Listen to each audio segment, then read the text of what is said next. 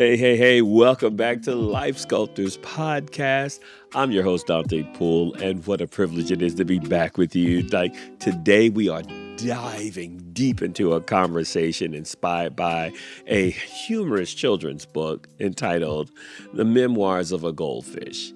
And it's written by Devin Scillian, and it's a lighthearted story told from the perspective of a goldfish who's having a peaceful existence in his bowl, and the things start to change. Like, he's got a great fishbowl life, and then stuff starts, like, day by day, new things, new characters get added to his bowl. And as you'll hear, Goldfish attitude goes from one of contentment to one of complaint to complete meltdown. But by the end, something changes, and so does he. And we're going to discover more. Like, this transformation really reflects something that we really don't talk about a lot, but I want us to dig into it today. And it's what it means when we get stuck in a victim loop. What it means when we get stuck in a victim loop. Okay? So are you ready to explore this with me today? All right. Here we go. Memoirs of a Goldfish by Devin Scillian. All right. Day 1, the goldfish says, I swam around my bowl. Day 2, I swam around my bowl twice. Day 3, I swam around my bowl. I thought about taking a nap, but fish don't sleep, so I swam around my bowl. Day 4, I got some company today. I don't like the looks of him one bit. He doesn't say anything, he just bubbles. Y'all, it's an underwater, like, deep diving guy with the bubbles and the hose attached to him. Day 5, Mr. Bubbles still hasn't said a word. He just looks at me. I said, hello, today. And he said, gurgle, gurgle, gurgle. He's creepy. Day 6, today my bowl looks like a garden. There are a bunch of plants in here now. I guess I have to water them. Great. Day 7, Mr. Bubbles and I now have company. He's a snail. He says his name is Mervin, and he likes to eat the slime off the inside of the bowl. He's disgusting. Day 8, things are getting very crowded. While watering the plants, I met a crab named Fred. I offered him my fin, and he nearly cut it off. Even Mr. Bubbles was afraid of him. Fred says, I should stay on my side of the bowl. Look, I said, the whole bowl is my side of the bowl. He snapped his claw, and Merv fainted. I gotta get out of here. Day 9. That does it.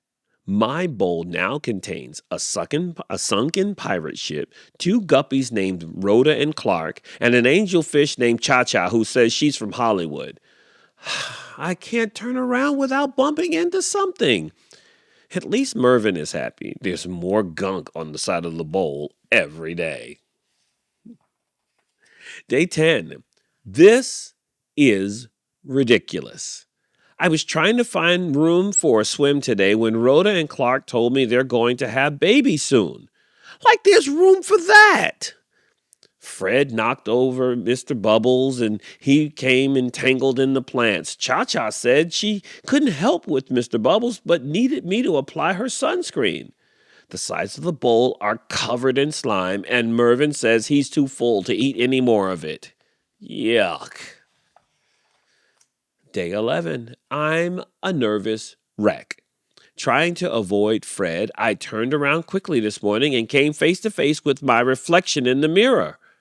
I nearly jumped out of my gills. I don't even look like myself anymore. I need to relax.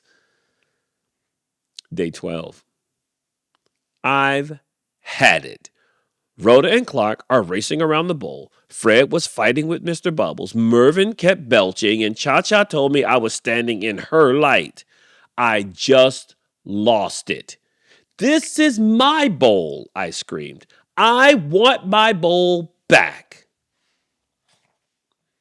Day 13. Today I got my wish. Sort of. With a whoosh and a splash and a clank and a plunge, I was suddenly in a very tiny bowl of clear, pure water.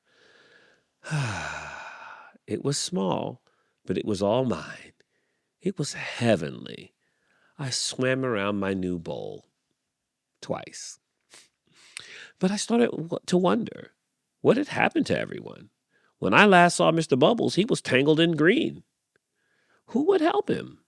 Poor Melvin was probably sick as a dogfish. He needs me. Cha-Cha will get a sunburn without me around. And what about Rhoda and Clark? Did Rhoda have her baby guppies? There are probably 1,000 of them. They need me to take guppy bottles, and change guppy diapers. Even Fred needs me. I'm the only one who can really talk to the crabby guy. Have they even noticed I'm gone? Does anyone miss me? I started to cry, and that's not easy for a fish to do. Day 14, after a long, sad night, there was a whoosh and a splash and a clank and a plunge, and I was suddenly sprayed in the face by Bubbles. Mr. Bubbles gurgled a happy tune. Rhoda and Clark raced by me like two speedboats, followed by 12 of the cutest baby guppies you've ever seen. Mervin waved his tail at me from the nice clean glass of our enormous tank, and Cha-Cha sat happily beneath an umbrella. I think even Fred missed me. We are all back together, and I looked around and I realized I was part of a big family. I guess I must have smiled because Clark said, "You look happy." I wanted to see for myself. Where's the mirror? I asked. What mirror? Asked Clark. We don't have a mirror, said Fred. No mirror? No wonder I didn't look like myself. It wasn't me I was seeing. Her name is Gracie, and she's the color of a fresh tangerine. She's a Pisces just like me. And today, we're going to swim around the tank together. Twice. The end. Let's go, Goldfish. Come on through, Devin Scillian. Oh my gosh. Oh my gosh. So good. So good. You heard it, right? Goldfish starts out feeling great. Like, this is the life. But as new elements get introduced to his bowl, he feels invaded, ignored, overlooked, and even overwhelmed by what's happening. Like the spiral of thoughts mirrors something real.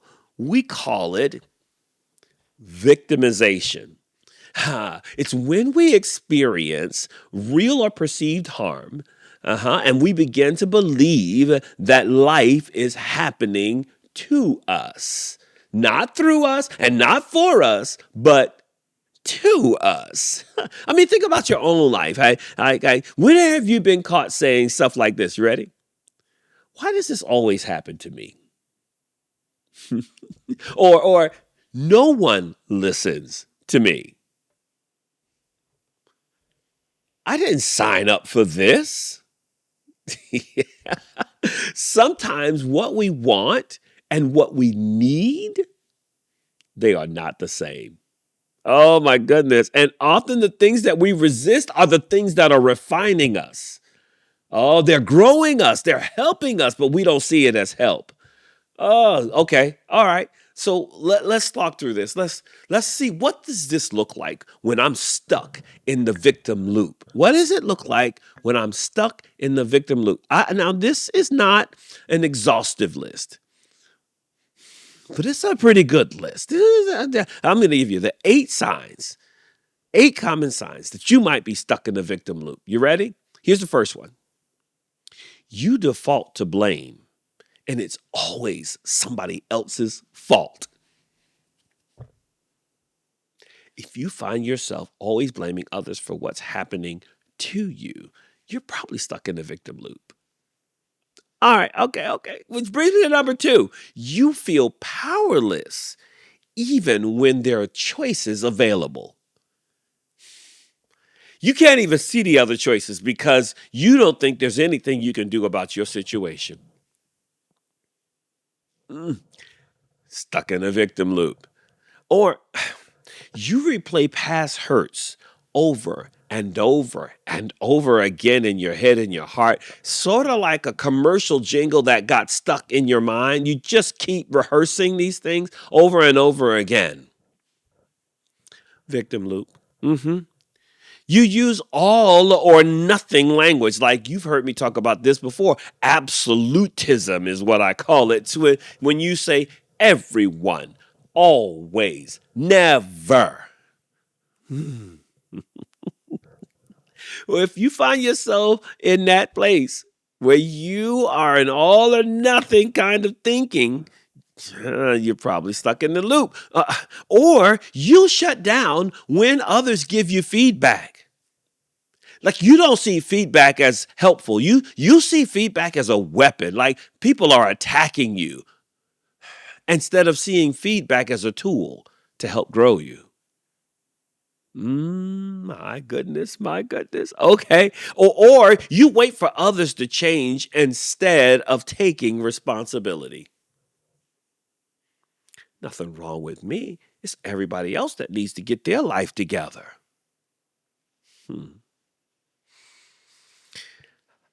Number seven, you rely on others to fix what only you can face. Sometimes when we're stuck in this loop, we are waiting for somebody else to rescue us, when really we're the only ones coming to help us. Here's the last one. The sarcasm you use, your constant complaining. You use those things to avoid dealing with whatever it is that's happening. I'm not going to deal. I'm just going to be sarcastic. I'm going to complain, but I'm not going to do anything. You're probably stuck in the victim loop. I'm wondering if any of this sounds familiar to you. See, Goldfish, he wanted peace, right? But what he really needed was perspective. Sometimes you, in your bowl, when life is trying to get you to a bigger tank, but you can't see it because you're such a victim. And then once the bowl was emptied again, he realized that it wasn't the crowd that was the problem. It was how he was processing change. See, change is happening, but then you end up alone again. It helps you reflect and say, well, maybe it wasn't everybody else. Maybe it's me. Oh, I know. I told you this is a deep dive into something that's hard for us to think through. Maybe it's you. Oh, this reminds me of a conversation that my wife and I were having with some others, and she mentioned this term that so resonated. And I was like, ooh, you know how you have an aha moment where you say, oh, that's something right there. She says that sometimes we as adults have adult tantrums.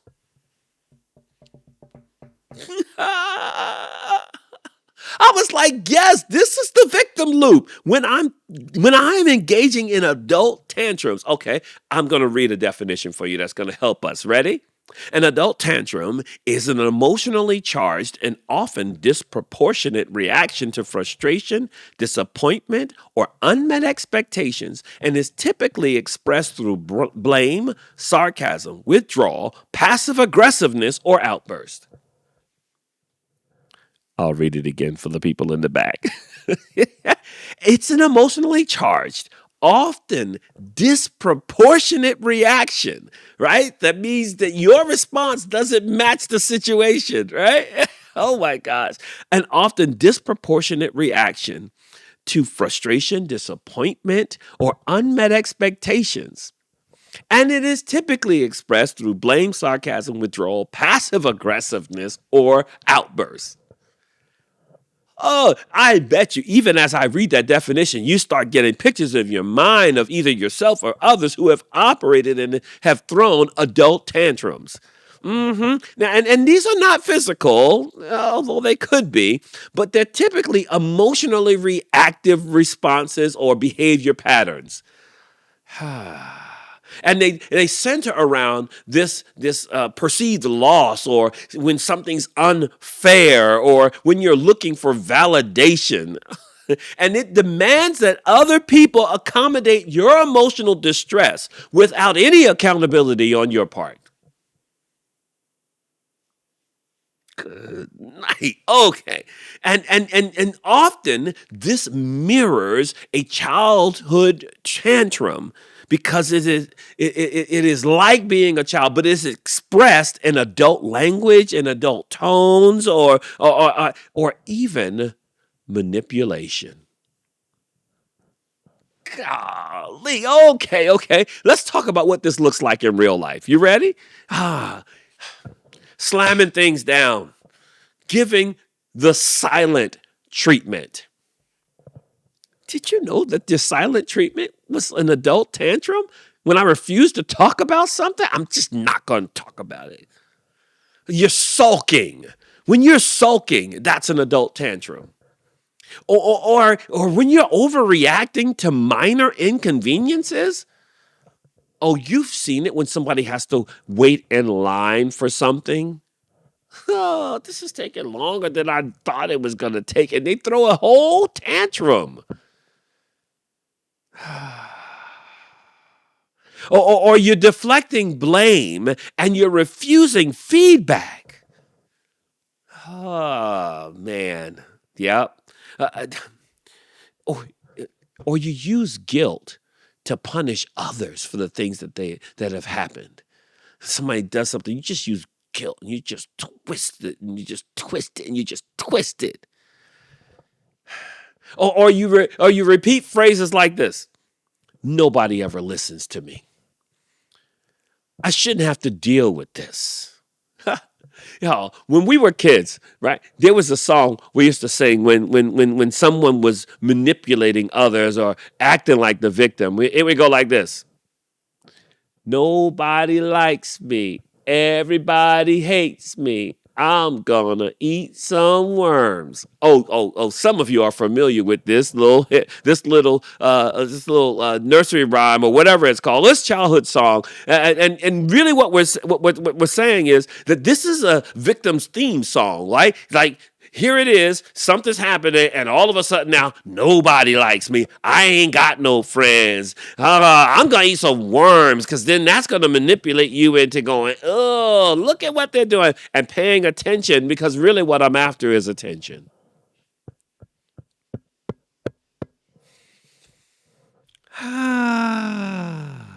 The underlying dynamics here is this, that it is rooted in entitlement and emotional immaturity, and maybe even some suppressed pain.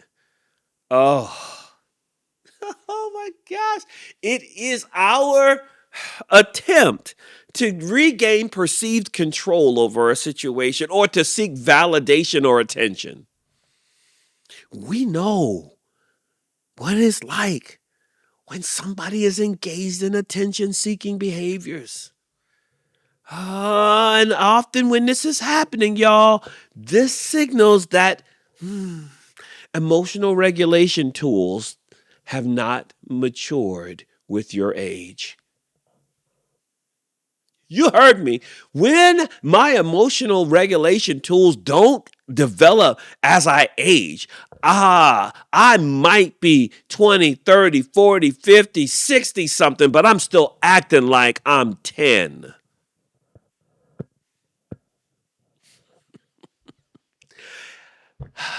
In short, an emotional tantrum is a grown-up expression of the emotional immature. It's where someone demands relief from something without taking responsibility.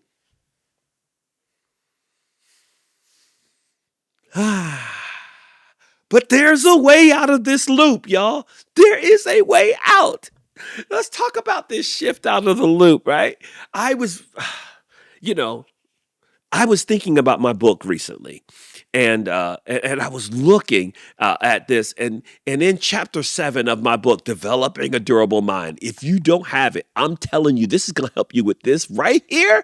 This is going to help you with it. And in this chapter, I talk about how our limiting beliefs are rigid ideas that hold us in place. They are rigid beliefs that we have about ourselves or about others or about our situations, and they leave us feeling stuck. In chapter 7 of my book, that chapter is called Getting Unstuck. And when we get stuck, right, we double down on ineffective strategies.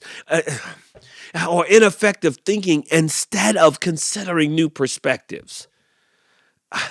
This is the misapplication of determination.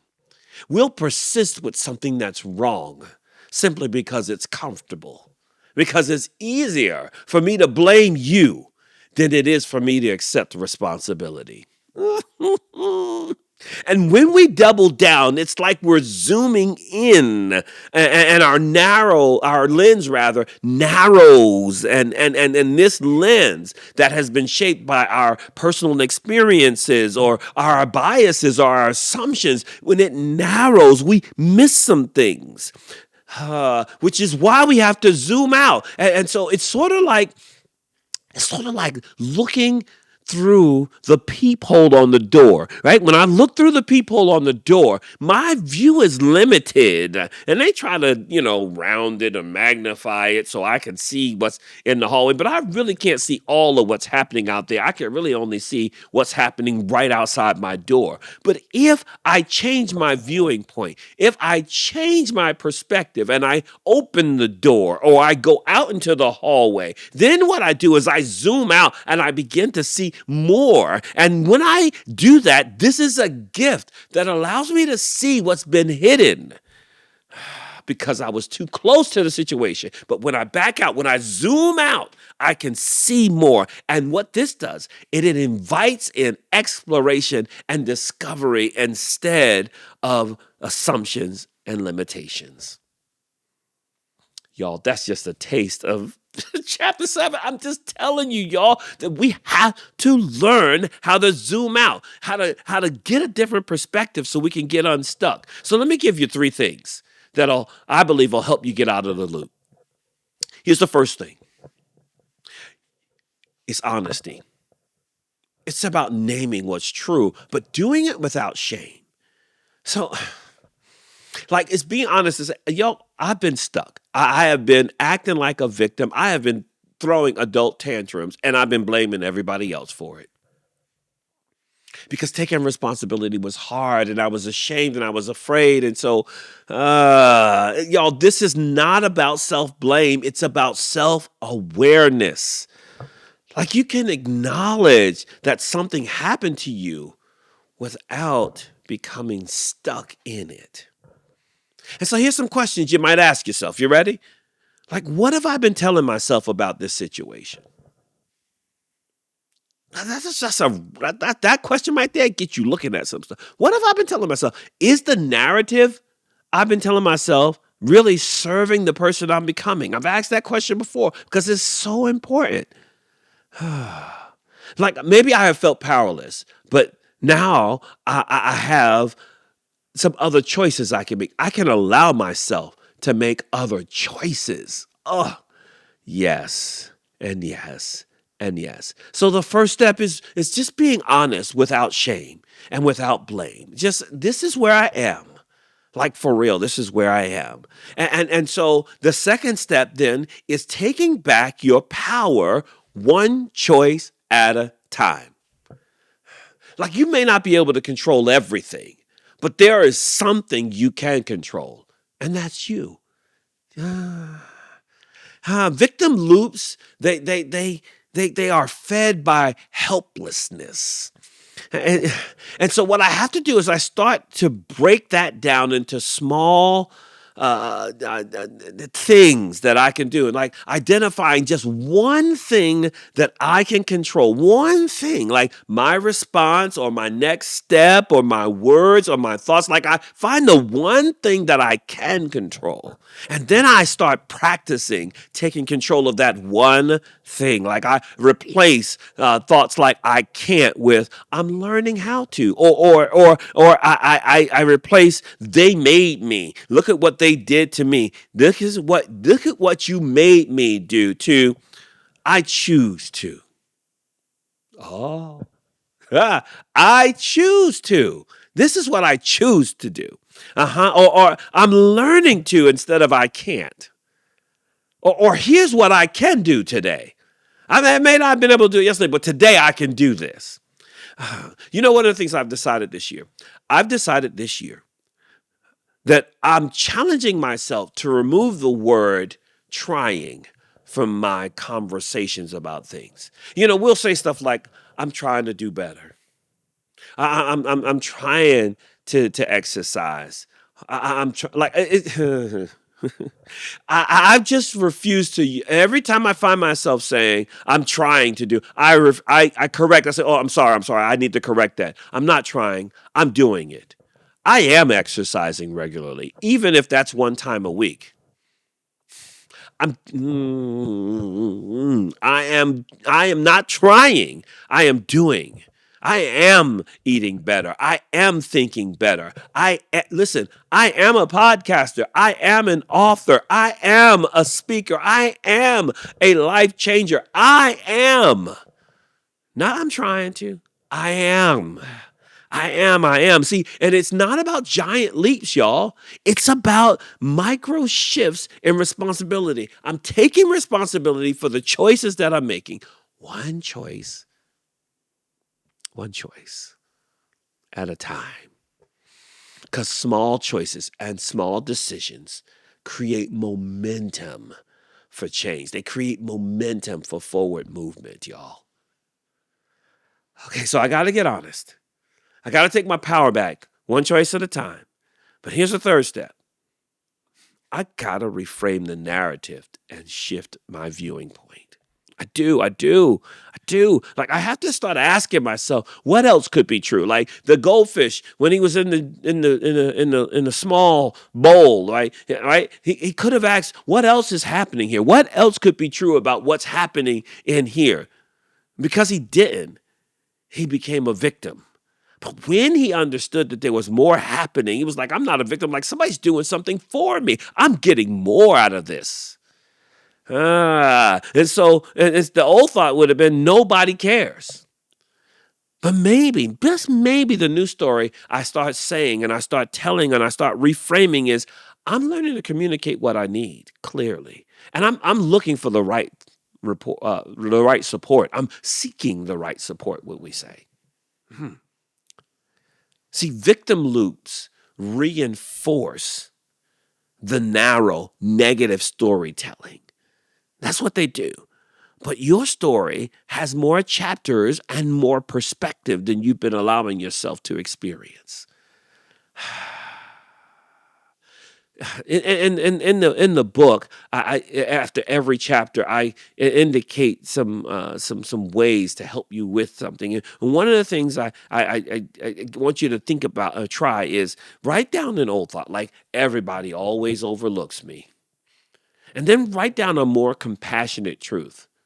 I'm learning to speak up for myself. You are not the story others have told about you. You may not even be the story you have been telling yourself. You are a storyteller, and now you can change. You can rewrite. You can reframe the story. This is what it means to cultivate mental flexibility through thought reframing. Oh, it's in the book. It's in chapter 7. It's in the durability lab of chapter 7. I'm just telling you. You can identify a stuck thought. You can reframe it with the truth. And then you can take one small step towards a new mindset. Okay, so personal responsibility then requires that you acknowledge where you really are and not where you want others to believe you are. We are masters manipulators. We won't say it out loud, but we lie to other people about where we really are. We do, because we want their acceptance. We want them to believe something about us that sometimes we don't even believe about ourselves. When I start taking personal responsibility about where I really am, then it gives me a place to pivot and to move towards. Maybe, just maybe, you have been misunderstanding what's actually happening. That could be true. Maybe you are not the victim of other people's humanity. Could it be? Could it be that you're the victim of your own stuff?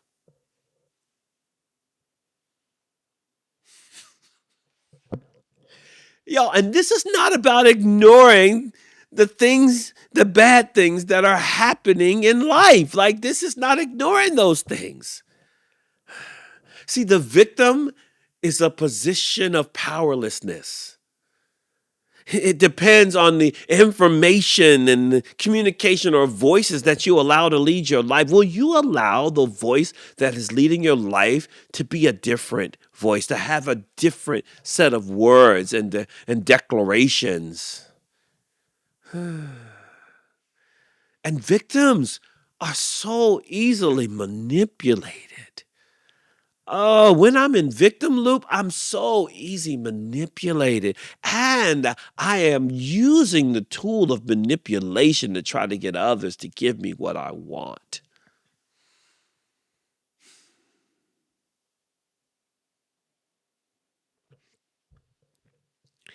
I need you to understand this. That the world may not shrink for your comfort.